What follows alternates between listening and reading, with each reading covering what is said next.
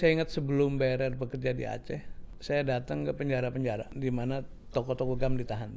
Damainya Aceh itu bukan perkara obrolan sebulan 2 bulan, tapi berpuluh tahun gitu. Korbannya begitu banyak. Saya harus apresiasi ketenangan Pak Gubernur ketika menghadapi ini semua itu. Dan beliau mantan kombatan ya, Pak. Mantan komandan masuk keluar kombatan hutan gitu. itu. Iya.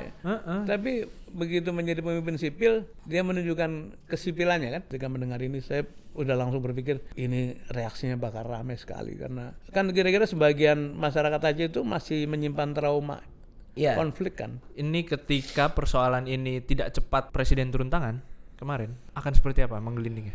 Bisa kebayang nggak? Mungkin lapangan Aceh makin hari makin penuh ya.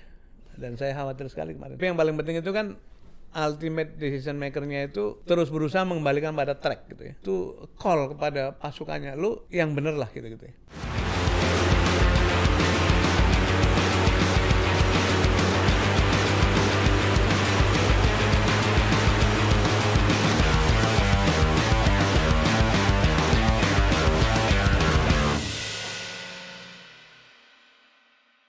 Sahabat Kompas.com, bertemu lagi bersama saya Tata Gurito. Saya Vittorio. Di acara Classwide Kompas.com, gaspol, ngobrol gas, pasti. Napol! Ya sepi amat. Off aja kita nih, syuting nih, aduh kacau nih. Bang nih salah satu penonton nih mulai harus kita kurasi nih, friend. Mesti harus dibayar. Iya. Mesti harus dikasih logistik nih ya kan. Untuk tepuk tangan ya, apalagi Mang pagi-pagi Jakarta lagi habis hujan deras. Habis hujan deras dari semalam ya kan.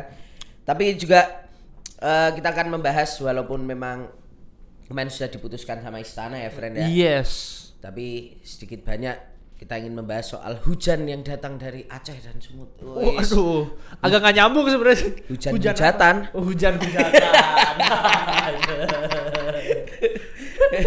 Bersama ini salah satu narasumber gaspol yang memang sudah dikontrak untuk beberapa musim ya, friend ya. Langganan, ini marquee player. Pak Sudirman Said, mantan Menteri SDM dan juga dulu di BRR Badan Rehabilitasi dan Rekonstruksi. Rekonstruksi. Itu Pak Dirman waktu itu sebagai apa tuh, Pak? Kepala Deputi apa, Pak? Kepala Deputi ya. Deputi pengawasan. Saya menyampaikan terima kasih dulu dong. Iya. Terima kasih Mas Tatang dan Victor sudah diundang lagi. Saya dulu Deputi Komunikasi dan Hubungan Kelembagaan. Oke. Kemudian di tengah perjalanan ditugasi untuk ngurusi sumber daya manusia dan kelembagaan. Jadi membangun kembali fasilitas yang rusak, urusan dengan pemerintah, urusan dengan lembaga-lembaga internasional dan sebagainya. Termasuk ngirim putra-putri Aceh terbaik ke berbagai perguruan tinggi untuk menyiapkan kelanjutan pembangunan. Waktu itu kan untuk rehabilitasi Aceh itu kan donor dan pemerintahan dari luar juga banyak yang bantu. Itu berarti Pak Dirman di tengah-tengahnya itu banget ya, Pak? Saya di sangat awal ya. Jadi kalau boleh sedikit cerita, begitu Pak Kuntoro selesai diundang, dipanggil presiden, diberi tugas itu, saya ditelepon, Dirman bantu saya. Siapa apa Pak? Aceh nih katanya. Saya masih siapa? Memang kami kebetulan waktu itu kan lagi memberikan support juga kemanusiaan dan pulang dari setelah beberapa minggu di Aceh, teman-teman MTI melakukan riset mengenai bagaimana rekonstruksi dan rehabilitasi di berbagai bencana dunia itu dilakukan, termasuk di Kobe bagaimana, di Iran bagaimana, di India bagaimana. Maka muncul satu ide namanya waktu itu Badan Otorita, karena akan melibatkan lintas kementerian. Maka muncul ide, dan ketika ketemu Pak Kuntoro setelah beliau ketemu presiden, saya presentasikan materi itu dan beliau mengatakan, wah ini sudah setengah jadi, tinggal nerusin ke tinggal jalanin lah. Tinggal tentu saja harus dijadikan undang-undang atau gitu. Berarti waktu itu tuh secara mungkin kalau untuk teman-teman sahabat Kompas.com yang belum mengerti itu, Pak, BRR ini didirikan era Presiden SBY setelah tsunami Aceh ya, Pak. Persis. Untuk pembangunan kembali. Betul, Aceh dan Nias ya, Pak, waktu itu. Aceh dan Nias ya. Aceh dan Nias. Artinya di situ Pak Dirman setidaknya di situ kalau dari data kita sekitar 3 tahun ya, Pak. Hampir 4 tahun. Hampir 4 tahun. badannya 4 tahun, tapi saya mungkin tahun ke-4 dapat tugas baru. Pertamina kan?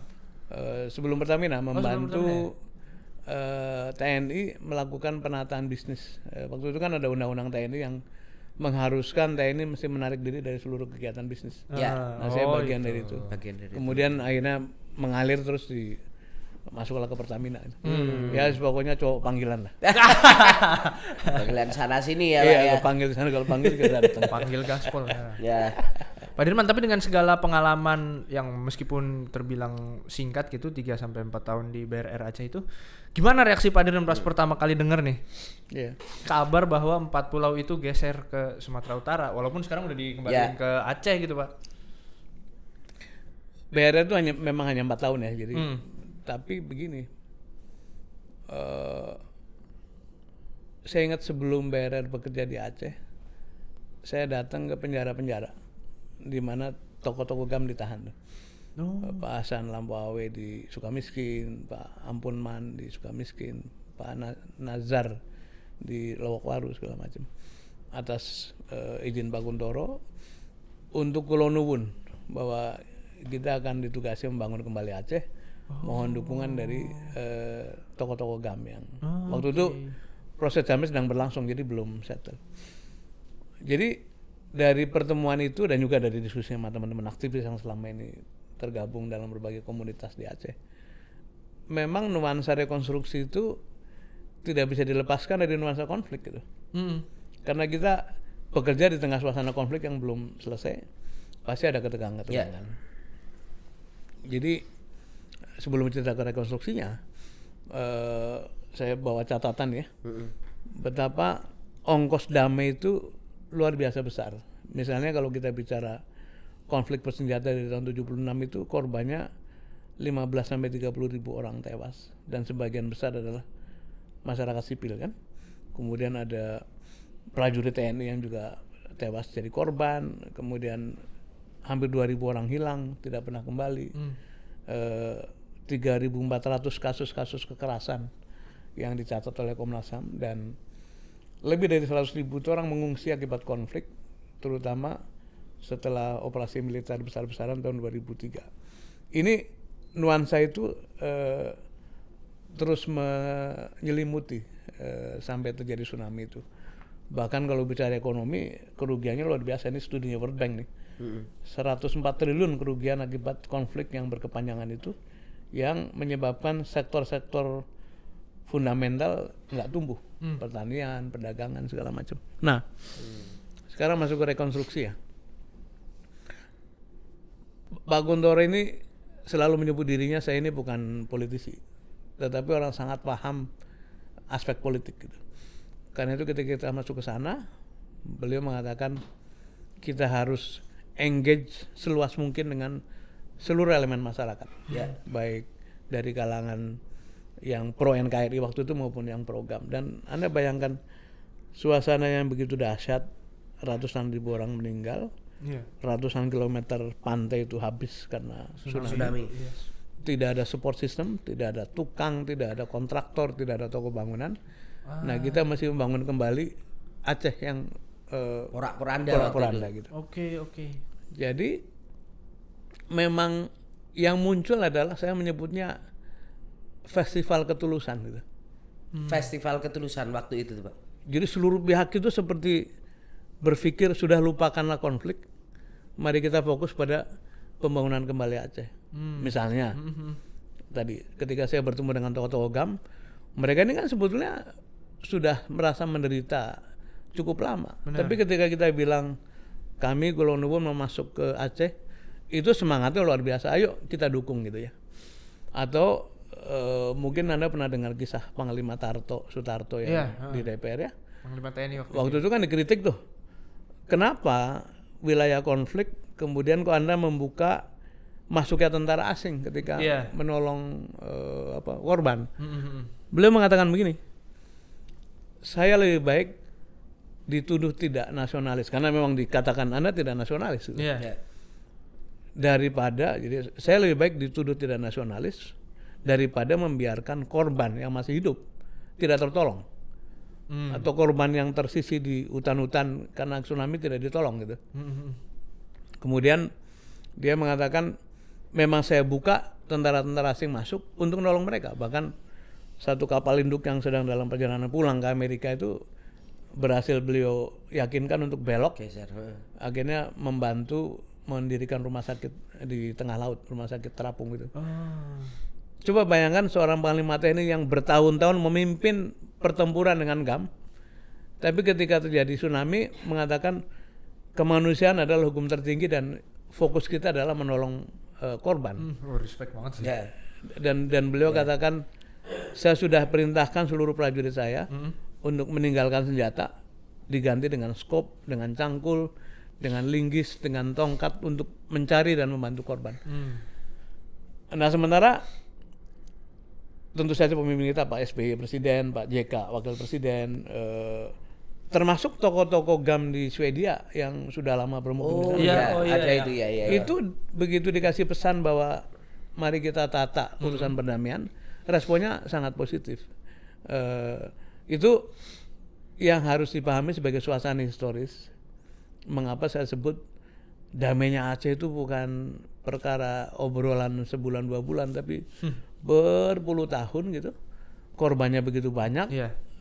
Dan tsunami menjadi semacam pintu masuk penting karena pada waktu itu merasa ini barangkali waktunya untuk berdamai gitu. Nah karena itu ketika pertanyaan Anda tadi, ketika mendengar ini saya udah langsung berpikir ini reaksinya bakal ramai sekali karena kan kira-kira sebagian masyarakat aja itu masih menyimpan trauma konflik kan. Yang sekarang sebetulnya ada dalam suasana yang sangat baik. Karena apa? Kita menyebutnya perjuangan yang dilakukan melalui angkat senjata pada waktu GAM sedang mengalami transisi menjadi perjuangan politik. Simbolnya adalah ketika tokoh-tokoh yang tadinya menjadi kombatan, terutama sekarang ini kan mantan panglima nih, ternyata menjadi pemimpin politik. Dan itu satu proses dan sangat terpilih baik. Dan terpilih secara demokratis. Gitu kira-kira. Jadi tidak kaget ketika terjadi reaksi yang begitu emosional, dan kita bersyukur hari ini sudah selesai katakanlah, dan mudah-mudahan Aceh kembali tenang dan mereka bisa fokus pada pembangunan, kesejahteraan segala macam.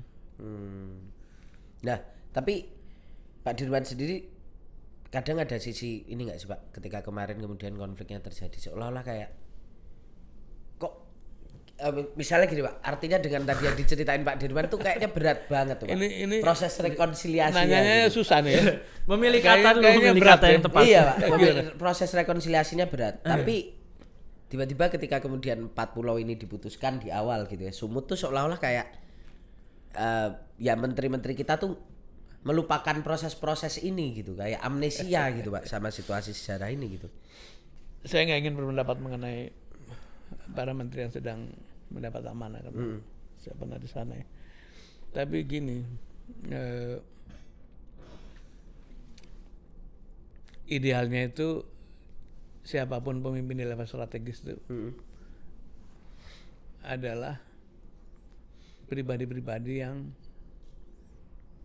tahu historis, tahu masa lalu, tahu sejarah, tapi juga tahu lingkaran dunia sedang pergi kemana, sedang berjalan kemana, sehingga dia bisa come up dengan apakah strategi, apakah policy, apakah keputusan yang memang membawa ke masa depan yang lebih baik.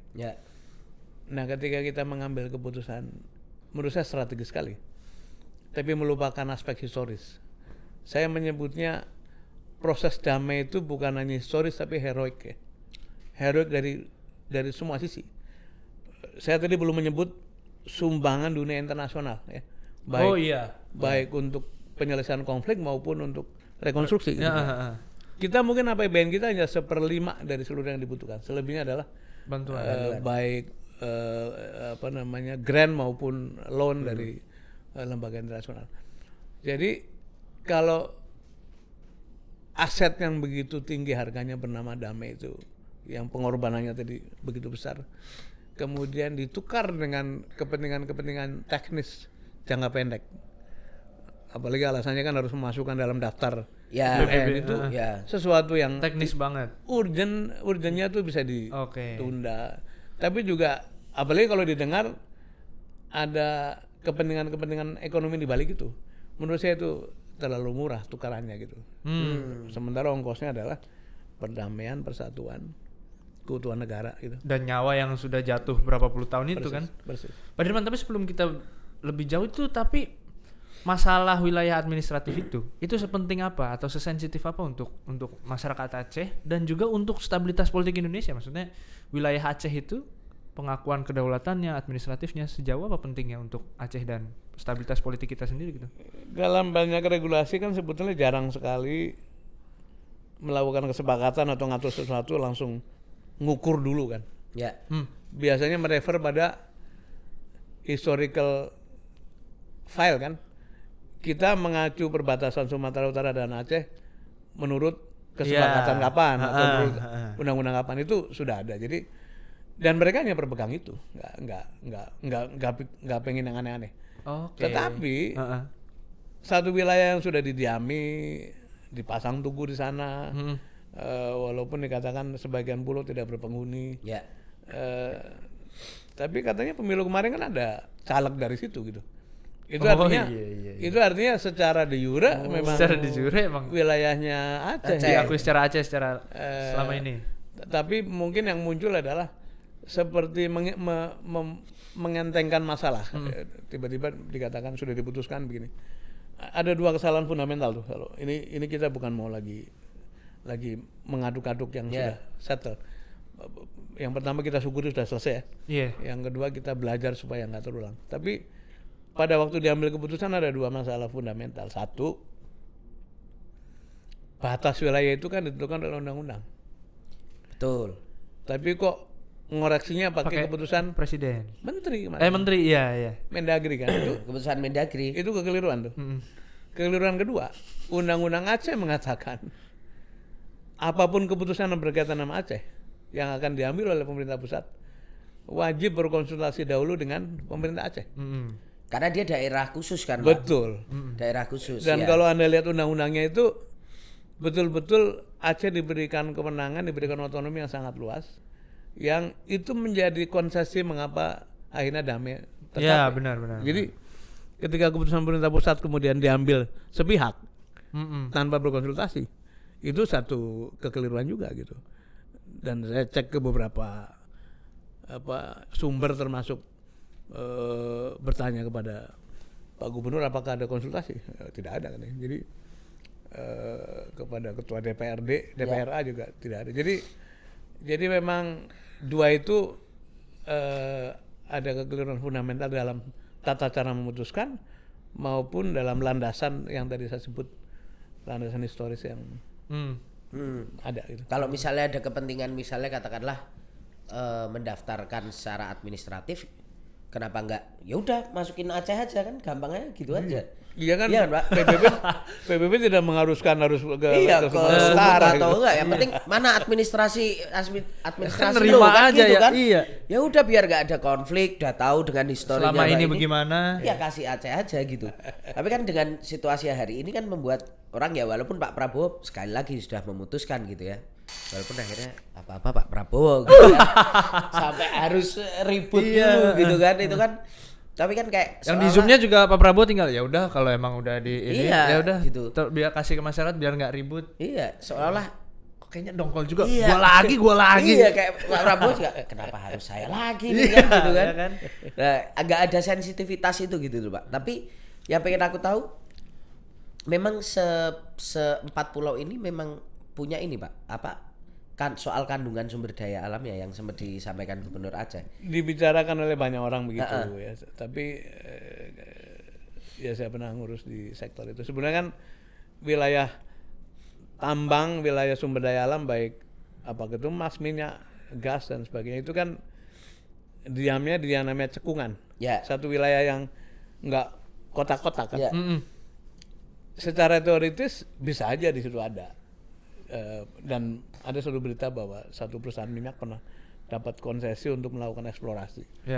Tapi sampai hari ini wilayah itu belum mendapatkan satu status yang namanya proven reserve. Artinya dicek dulu, dieksplorasi dulu, Oh dicari. bener baru- ada gitu maksudnya. Ya, itu dulu. Tapi itu selalu jadi pembicaraan dan Oke. masuk akal kalau di situ ada. Bahkan di wilayah-wilayah yang sebetulnya pernah ditambang dan Ya. kering pun bisa ditemukan lagi seperti Tirta Cepu kan begitu kan. Ya. Karena itu kan bukan kayak stok air yang dalam gelas Ya. yang begitu diambil selesai. Jadi sangat mungkin ada, tapi menurut penjelasan dari pemerintah Aceh pun memang belum ada eksplorasi. Nah, orang mesti ingat Undang-Undang Aceh juga menyebut perlunya dibentuk semacam BP Migas khusus. Khusus Aceh. Namanya BPMA tuh. Badan Pengelola Migas Aceh. Yang kepada mereka berlaku lex spesialis. Oke, Jadi karena daerah otonomi khusus. Betul, tadi, ada ya. kewenangan. Jadi mereka yang akan yang sedang mengelolanya itu. Apalagi urusan sumber daya alam ini kan juga termasuk sensitif dalam konteks historis. Iya. Aceh juga kan ada Blok Arun, Andaman segala macam. Bahkan kalau nggak salah dulu GAM juga salah satu alasan menyatakan perangnya juga Pemicunya gerakan Aceh Merdeka itu. karena eksploitasi sumber daya alam, larinya ke Jakarta semua kan? Iya. Merasa tidak mendapatkan alokasi yang adil gitu. Iya, heeh. Gitu. Dan melawan puluhan tahun ya waktu Heeh, itu ya. heeh. Jadi sudahlah pemicunya itu, kemudian ketika dikaitkan sama suasana sekarang, Ada itu barang juga. ini mau diulang lagi kan kira-kira gitu. Iya, kan, iya, gitu. iya.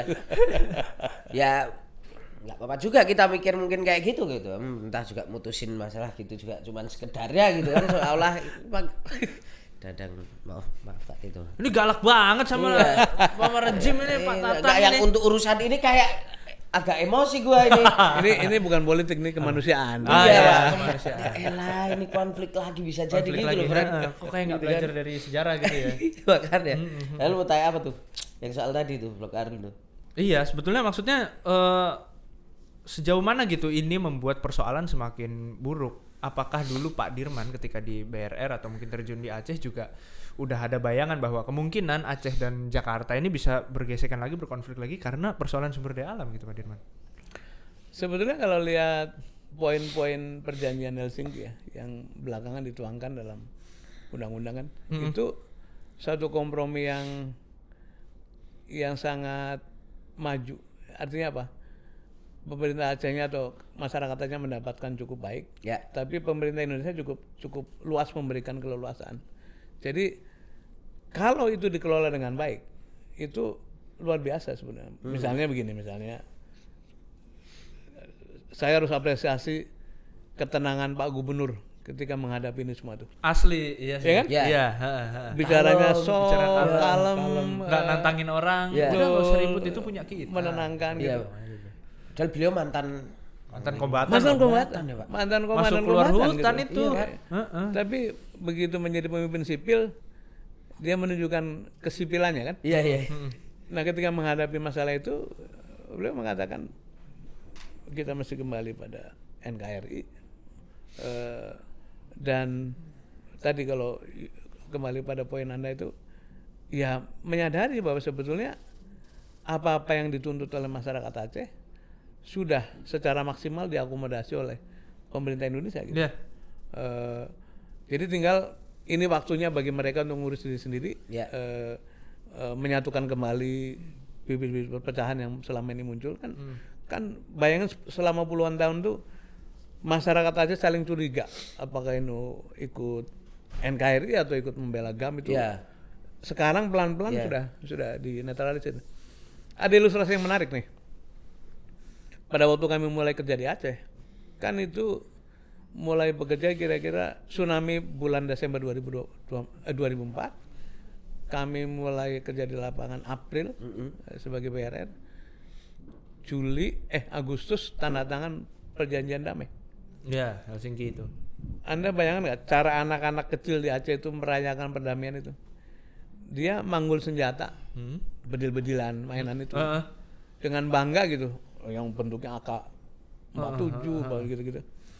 Jadi seperti saya waktu kecil merayakan kemerdekaan tuh. Main pahlawan-pahlawan gitu Pak, gitu kan. tebak-tebakan itu. Jadi di kepala mereka tuh Aceh adalah kemenangan gitu. Tapi hari ini tuh udah nggak ada tuh yang gitu-gituan tuh. Artinya apa?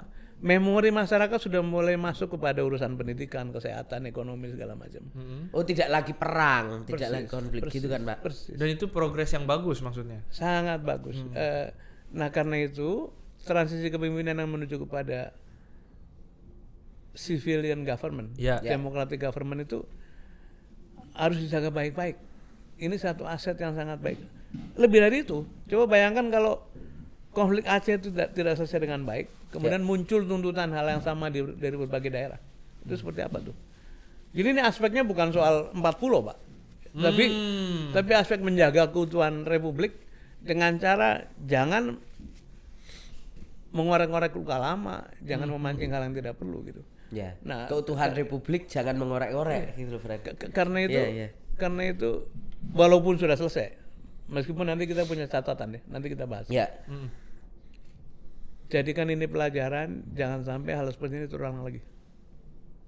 Karena sesungguhnya memang ada fragility, kan ada kerentanan dalam pengelolaan sumber daya alam yang sekarang muncul di mana-mana kan. Para gubernur begitu dipilih, sebagian ada yang merasa kok tinggal segini punya provinsi ini ya. Ya. Nah itu yang gini-gini. Seringkali kan juga soal sumber daya itu kan ternyata dalam proses apa, Pak? Perjanjiannya dengan pusat, ternyata daerah itu cuma dapatnya sedikit kan, Pak? Kewenangannya, pendapatannya, cuannya juga kan? gitu kan. Itu yang minimal persepsi itu kan muncul. Ya. Apalagi dengan kalau kita mengacu pada undang-undang minerba yang akhirnya kewenangannya ditarik ke pusat semua, undang-undang omnibus law segala macam. Resentralisasi. Iya. Itu residu dari proses kemarin tuh, omnibus law segala macam. Iya. Pak, tapi munculnya Pak Prabowo ini gimana Pak Dirman melihatnya? Apakah memang karena nggak sedikit netizen yang menganggap polanya udah mulai kebaca nih, bikin masalah yang sebenarnya nggak ada. Jangan. Kemudian jangan muncul gitu.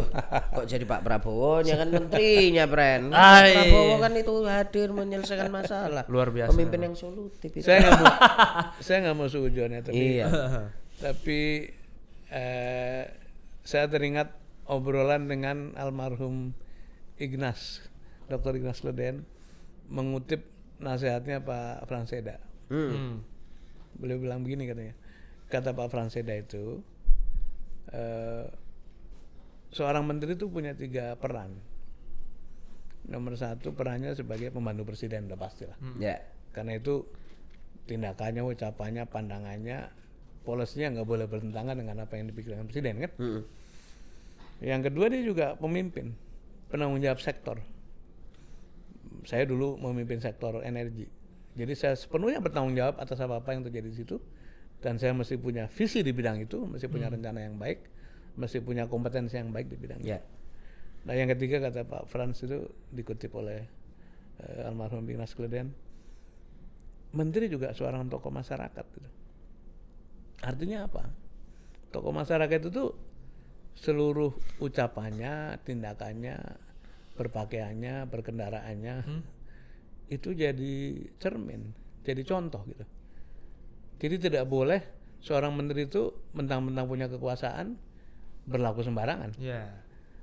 Saya malah dinasihati Pak Kuntoro waktu itu, yang lu mesti inget tuh katanya. Ini waktu Pak Dirman jadi menteri. Jadi menteri nih. Kata Pak Kuntoro gini. Petuah nih. Yang mesti lu inget tuh, jangan Anda ingat tanda tangan ketika kamu duduk di situ. Tapi bayangkan ketika Anda tidak di situ lagi, apa yang kamu tanda tangani dilihat oleh orang lain 5-10 tahun lagi, yang orang itu nggak tahu konteks, tidak tahu Anda gitu. Artinya apa? Seluruh perilaku keputusan itu mesti diukur dengan kepatutan, dengan kepantasan, sehingga orang tidak lagi bisa memasalahkan apa yang kita putus. Kok sulit sekali? Ya sulit lah, wong satu republik menteri hanya 50, dulu kan hanya 50 ya, sekarang lebih banyak lah. Artinya hanya sedikit sekali orang yang bisa masuk ke dalam hal itu. Karena itu dituntut requirement yang tinggi. Moral, intelektual, sampai pada tadi tindakan-tindakan yang menyangkut etik, kepatutan. Memikirkan tanda tangan tuh soal kebijakan yang akan berpengaruhnya 5-10 tahun ke depan ya Pak ya. Persis. Nggak cuma ganti menteri, ganti kebijakan gitu ya Pak ya. Jadi kalau satu kebijakan, keputusan hanya dipikirkan Mumpung diabdikan pada gitu. sekarang, apalagi misalnya kan jadi spekulasi nih siapa di belakangnya segala macam. Ya. Menurut saya itu sedang bunuh diri. Nah tinggal kapan matinya, sekarang atau 5 tahun lagi. Dan apalagi persoalannya sesensitif Aceh Iya. gitu Iya. Pak Dirman ya. Sensitif Aceh ya kan. Apakah itu juga mungkin Pak Dirman melihatnya kenapa Pak Prabowo akhirnya punya inisiatif untuk udah ini urusan gue yang putus deh. Karena Pak Prabowo mungkin merasa bahwa ya Pak Prabowo dengan segala pengetahuan sejarah dan pertempurannya juga kan ngerasa kan "Ya, mantan ini Kopassus, Menteri Pertahanan. wah ini bahaya juga nih barang kalau dibiarin berlarut-larut. Gue yang ambil alih deh. Ini karena Anda panjang terus saya terpaksa berpendapat lah. Terpaksa berpendapat. Dengan segala hormat pemerintahan ini baru 7-8 bulan. Ya. Yes. Jadi tim baru pasti sedang saling adjust, saling menyesuaikan. Tapi yang paling penting itu kan ultimate decision maker-nya itu terus berusaha mengembalikan pada track gitu ya. Tentu sambil dilihat tuh pasukannya bagaimana gitu. Ya. Nah, jadi semua orang punya harapan residu praktek-praktek lama yang dijalankan oleh pemerintah terdahulu itu harus diselesaikan gitu.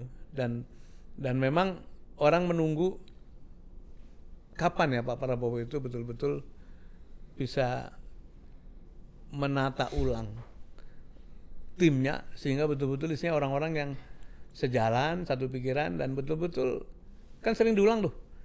Yang tidak setia pada republik, yang tidak setia pada cita-cita besar bagaimana bangun negara ini, silakan keluar. Yeah. Itu kan sebetulnya dari bahasa saya berprasangka baik, itu appeal, itu call kepada pasukannya, lu yang bener lah gitu-gitu ya. Jadi kalau kemudian muncul tindakan-tindakan yang tidak sesuai dengan apa yang beliau sampaikan, ya minimal mungkin publik sedang melihat kan, tapi siapa tahu suatu hari ada penataan yang menjadikan tim kabinet sekarang itu kompak, satu arah sehingga betul-betul seluruhnya mengabdi pada rakyat, pada republik seperti harapannya Pak Presiden itu. Karena hari ini Pak Dirman belum melihat itu satu ini ya Pak. Saya nggak ngomong gitu loh. Nah, kan? Saya menyampaikan harapan suatu hari. Bukan belum melihat itu ya Pak. Bukan. Ya Pak Dirman ini positive vibes banget. Ente nggak bisa belok-belokin ente. Nggak bisa ini. Aduh. Cukup itu kepancing paling mentoknya tadi tuh. Iya. Itu doang. Iya. Itu doang. Itu karena berkali-kali ditanya saya mesti jawab. Oke. Iya, walaupun akhirnya keputusan Pak Prabowo itu jadi seakan-akan membuat ya itu menegasikan kerja atau mungkin statement-statement menterinya gitu Pak Dirman ya. Ya sebetulnya kan kalau saya ini umpamanya kepala dinas lah. Iya. Saya ngambil keputusan A, atas saya gubernur. Tiba-tiba membelokkan jadi B. Itu kan artinya saya salah. Kan itu kan. Tinggal mau diakui atau tidak gitu. Nanti besok lagi saya ngambil keputusan minum air putih, terus gubernur saya mengatakan air putih mesti diganti yang air teh gitu. Itu juga saya salah. Jadi terjadi koreksi-koreksi selama ini yang ya Pak Prabowo sangat santun ya dengan mengatakan ya beberapa menteri kerja baik tapi mungkin salah omong saja gitu ya. Tapi sebenarnya esensinya kan memang ada kekeliruan terjadi dan publik tahu itulah. Gitu. Tapi dalam konteks Aceh, Pak Dirman melihatnya itu memang Pak Prabowo yang mengoreksi atau ini justru keputusan menteri dikoreksi oleh dua orang kepala daerah yang dari musyawarah untuk surat itu ya kan? Iya dong. Saya kemarin nge-tweet begini. Alhamdulillah bersyukur ya selesai. Tapi yang menarik, kenapa keputusan tadi kan sudah jelasin. Pada waktu memutuskan memang ada kekeliruan fundamental. Satu, menteri mengoreksi undang-undang. Yang kedua, tidak konsultasi dengan pemerintah pusat. Pemerintah Aceh. Pemerintah Aceh. Maaf. Kan itu ada kekeliruan kan. Yang keliru kan bukan gubernurnya. Tapi solusinya kok gubernur diminta berembuk menyepakati sesuatu gitu. Walaupun kita melihat adegan ada Pak Presiden lewat Zoom memberikan arahan. Karena lagi di luar negeri ya. Tapi saya merasa ini belum selesai karena harus diratifikasi dengan dokumen formal. Misalnya kita tunggu kapan keputusan menteri yang salah itu, maksudnya keputusan yang salah itu harus ada koreksi dong. Kan sempat diputuskan bahwa wilayah itu punya Sumatera Utara. Itu harus ada koreksi. Itu dikoreksi dulu karena sudah masuk ke keputusan menterinya betul. kan Pak. Karena berarti legal hitam putihnya sejauh ini kita masih tunggu. Sumatera Utara sampai ada yang ini ya. Ngoreksinya bisa mengeluarkan kembali ke keputusan Mendagri menganulir keputusan itu atau keputusan atasnya itu. Keputusan presiden. Nah, presiden bahwa keputusan Mendagri itu salah gitu. Kalau pakai keputusan presiden berarti lebih kuat lagi ya Pak ya. Karena undang-undang keputusan presiden artinya keputusan menterinya gugur gitu, kalah sama keputusan presiden kan Pak. Iya, mungkin saya berempati pada Pak Mendagri. Mudah-mudahan mereka sedang mencari jalan untuk supaya tidak jadi presiden yang buruk di kemudian hari. Dan harus dikoreksi loh, keputusan Mendagri yang memutuskan 4 pulau itu di wilayah Sumatera Utara harus dikoreksi. Karena itu artinya menjalankan perintah presiden, mengembalikannya pada jalur yang benar. Jalurnya benar. Jadi ini yang harus dikawal publik itu juga follow up dari pertemuan kemarin ya Pak, kesepakatan dan lain sebagainya itu ya. Jangan cuman ini sudah. Nah, tapi hitam di atas putih kan. Nah, kan kadang kita itu kan, ya kan Pak, itu kan bisa jadi Tugasnya jurnalis. Iya. Untuk mengawal. Tanya terus ya Pak ya. Iya. Mensesnek itu belum bisa ditanyain terus Pak, ini udah belum. Temen ente kan. Oh ya. Abang. Temen mah kayak setara ya. Abang aneh itu, Bang Pras itu ya ditanyain terus gitu kan. Pak Tito juga tuh wartawan yang awal Di Mendagri. Iya, tanyain itu ya kan. Dari dia nih. Pak Dirman, tapi aku penasaran satu deh Pak Dirman. Dalam benak Pak Dirman, ini ketika persoalan ini tidak cepat presiden turun tangan kemarin, akan seperti apa menggelindingnya? Bisa kebayang nggak? Mungkin lapangan Aceh makin hari makin penuh ya. Dan saya khawatir sekali kemarin karena dulu pengibaran bendera GAM itu. bulan Sampit itu Iya. masih punya masih ada rem lah gitu. Tapi kalau kemarin tuh kayak orang dipantik, ya sudah waktunya ini mengibarkan bendera agama. Sampai ke situ kemarin. Oh, udah ada di akar rumput itu di mana-mana muncul demo-demo kan. Iya. Jadi kalau ini berlangsung seminggu lagi aja gitu, itu makin hari makin panas dan sulit dipadamkan. Yang saya takut tuh sebetulnya adalah kalau terjadi satu pertikaian di lapangan antara masyarakat Sumut dan Aceh, satu kasus saja itu kan jadi gelombang. Iya bisa. Jadi, karena konflik antar daerah kan dulu juga dipancing. Iya begitu. Iya. Nanti ada yang meninggal dari sana. Iya, langsung iya.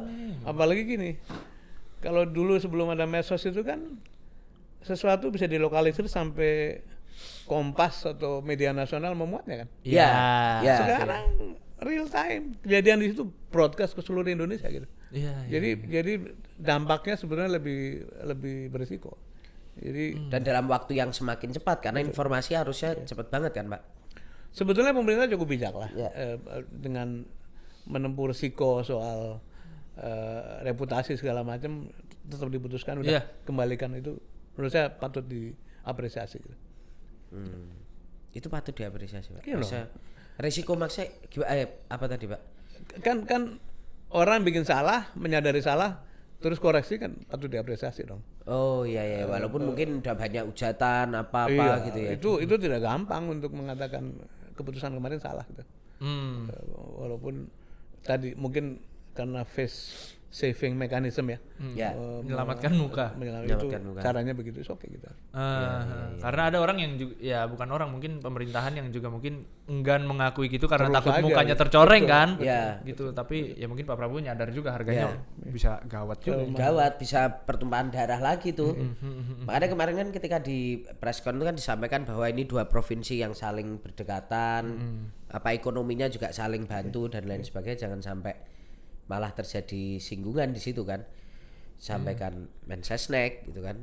Dan kita lihat juga Bang Bobi juga nggak ngegas amat kan Enggak, gitu. Bang Bobi lebih banyak cerita bahwa di tahun berapa dia masih perjalanan hidupnya baru jadi gubernur itu kan Bang Bob ini kan baru sebentar gitu kan. Nawarin juga di kita Waktu kelola tsunami bersama. usia dia baru 13 tahun. 13 tahun. Tsunami ya. Oh iya ya. Iya, Dan di mungkin- Twitter ada orang ngomong Bobi masih apa terus Lu waktu tsunami umur berapa? 14. apa SMP. SD, Pak. SD kelas 6 atau kelas STTP kan 5 gitu. sebagai jurnalis pasti belajar banyak. Ya. Nah, ya. ini gini. Mengapa tadi saya sebut sebaiknya pemimpin strategis itu tahu sejarah. Dan tahu dunia masa mau depan, kemana. Tahu dunia mau kemana. Gua mesti senggol soal nepotisme ya nggak apa-apa ya. Ya. Apa-apa dong. Orang-orang yang naik dengan proses dipaksakan, apalagi melalui jalur-jalur yang sifatnya itu jalur kekerabatan, Ya. yang sebut nepotisme itu, ini bahayanya di situ gitu. Jadi Oke. belum sampai pada level kematangan, sudah harus ngurus sesuatu yang kompleksnya bukan main gitu. Oh, Jadi waktu bahayanya belajar di sini, ya. tidak cukup gitu. Jadi ini juga satu aspek penting. Jadi ketika ini proses muncul, sang gubernur Sumatera Utara enteng-enteng aja barangkali. Oh, oke juga ini dapat 40 gitu. Kolaborasi gitu padahal gimana gitu Kelola ya. bersama. Kelola bersama gimana, ada 2 bupati atau gimana kan gitu. Saya datang ke Mas Atang, tak pinjam sepeda motornya gitu. Boleh nggak sepeda motormu tak kelola bersama gitu? Iya kan susah, Pak. 50-50, ente Iya. 80, Ane 80, ente Iya. 20. Itu sikap itu adalah fungsi kematangan, fungsi pengalaman, Iya, fungsi dari wisdom, dari kapasitas leadership segala macam. Jadi memang ini sebenarnya aspek yang pembelajarannya banyak sekali kalau mau dilihat, dan kembali pada tata kelola itu penting untuk kita ini sama-sama gitu. Tapi itu kan usulnya progresif juga Pak Dirman. Wilayah dikelola bersama itu kayaknya di Indonesia udah ada belum itu? Aduh. Ente udah bilang kan susah. Pren puyeng enggak sih itu satu wilayah Maka itu justru progresif kolaborasi. itu. Oh, itu malah progresif, Progresif, ya. usul Dari yang mana. Kalau kata orang Aceh yang dibahas juga, begini katanya, pastikan dulu ini milik siapa. Terus kalau yang mau ikutan, ayo, apakah jadi investor, apakah mau beli sebagai pemegang saham, boleh aja. Tapi pastikan dulu statusnya punya siapa kan. Iya. gitu. jangan milik bersama gitu kan. Pulau kok TBK ya. Iya. Ya kemarin ya itu sih saya menangkap lebih ke situ. Bung Bob, Bang Bob ini lebih banyak cerita tentang masa lalu perjalanannya. Iya, gitu kan. iya. Kalau Gubernur Aceh set terima kasih dah gitu. Walaupun memang harus apresiasi juga jurnalis-jurnalis Bren. Kenapa? Karena mengingatkan untuk foto bersama. Ya, itu kan penting itu, Oh Pak. iya, tentu penting. Untuk salaman Oh, dulu. yang selesai press Iya. conference kemarin. Karena nggak bisa nanya kan, suruh udah ya gitu kan. Udah foto gitu kan. Karena tanpa foto itu kan juga bisa jadi kurang lah itu kan. Kalau udah ada foto Salman bareng kan here we go. Here we go gitu. Ya. Walaupun harus respect juga sama Apa tuh? ya Pak Dasko sekali lagi kan muncul lah, ini memang ahli ini ya. Wakil ketua DPR ya. Iya. Pak Dirman di mana? Aku no comment. Pak Dirman di mana? Saya malah mau ngasih apresiasi pada banyak orang nih. Oke, Forum. boleh Pak. Oke, boleh. Proses damai itu tadi saya sebut sebagai festival ketulusan. Ketulusan. Presiden SBY dengan wisdomnya, dengan strateginya itu memberi mandat penuh pada teman-teman yang menjalankan proses damai maupun rekonstruksi. Tapi juga Wakil Presiden JK yang sangat progresif, sangat kreatif gitu ya, meretas jalan gitu ya. Ya buka Beliau babat alasnya. memulai proses perundingan tentu atas nama pemerintah dengan set waktu ini 6 bulan mesti selesai katanya. Oh Pak jika waktu itu 6 bulan. Alasannya apa? Ya kalau nggak damai bagaimana mau rekonstruksi, bagaimana membangun kembali gitu. Ya. Itu satu pesan yang sangat baik. Pak Hasantiro itu orang yang sangat tertutup. Oh iya Pak. Ya, Pak Santiro di Swedia toh? di Swedia. Swedia. Tapi beliau bersedia menerima Pak Kuntoro gitu. Oke. Karena kredibilitas Pak Kuntoro bahwa orang ini meskipun orang Jawa, tapi bisa dipercaya gitu. Oke. Tapi juga orang-orang seperti almarhum Ferry Mursi dan Baldan. Ya. Mas Ferry adalah pimpinan panja atau pansus yang menjaga perumusan undang-undang Aceh. Itu harus kita ingat. Orang seperti Pak Hamid Awaludin Ya, di front line ya. Front line. Orang seperti Pak Sofyan Jalil. Di luar itu sejumlah orang sudah wafat. Misalnya Pak Mari Muhammad mewakili front kemanusiaan, mengorganisir puluhan negara menjadi pihak yang pertama yang turun ke lapangan bersama-sama TNI juga. Tapi juga tadi saya sebut Pak Tarto.